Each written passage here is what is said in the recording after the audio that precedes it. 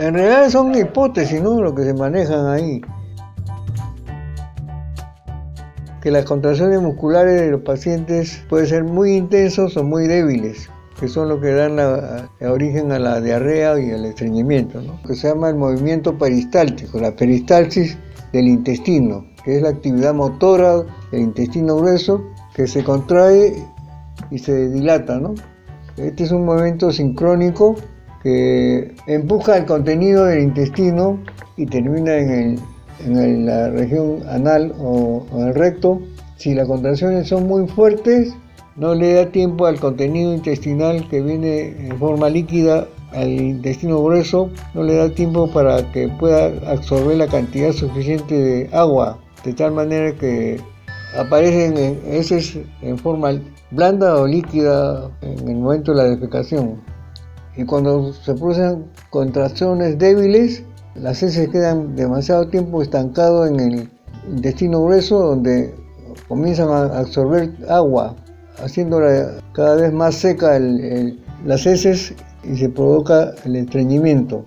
Hay demora de evacuar porque permanecen demasiado tiempo en el intestino grueso. Entonces el sistema nervioso central, que hay una descoordinación entre la señal que envía el cerebro con la respuesta que envía el intestino grueso. De tal suerte que el paciente lo percibe como anormal cuando es normal, un movimiento normal del intestino grueso, ¿no?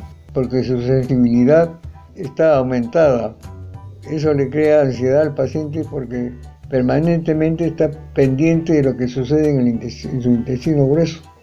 Es una percepción alterada de los movimientos que normalmente ocurren en el intestino grueso.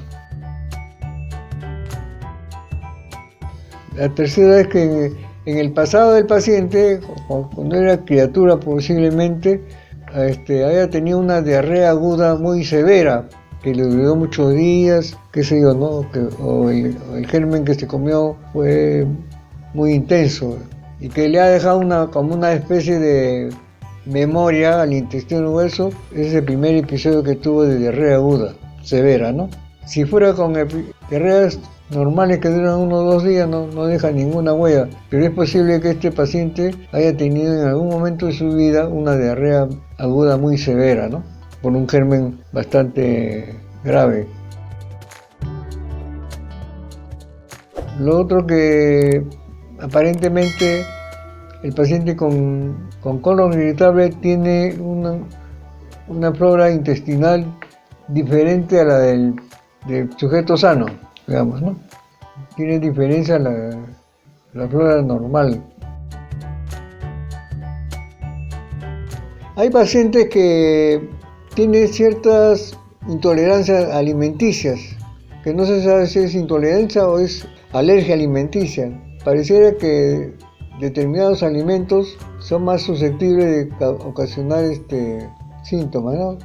Pacientes que son intolerantes, por ejemplo, se menciona el trigo, la avena, la leche y todos los lácteos en sí, menestras, arroz, bebidas gaseosas. Infinidad de alimentos pueden algunos tener cierta sensibilidad a esos alimentos y provocar el síntoma de colon irritable, ¿no? El estrés, ¿no? En época de estrés algunas personas, como los jóvenes que tienen que asumir la responsabilidad de un examen de ingreso a la universidad, eso causa, durante su preparación, eso han experimentado todos, la cantidad de estrés que nos causan, ¿no?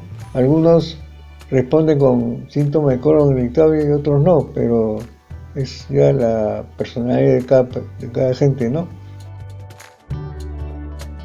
No olviden suscribirse en el canal y gracias también por su tiempo que han empleado en escucharme.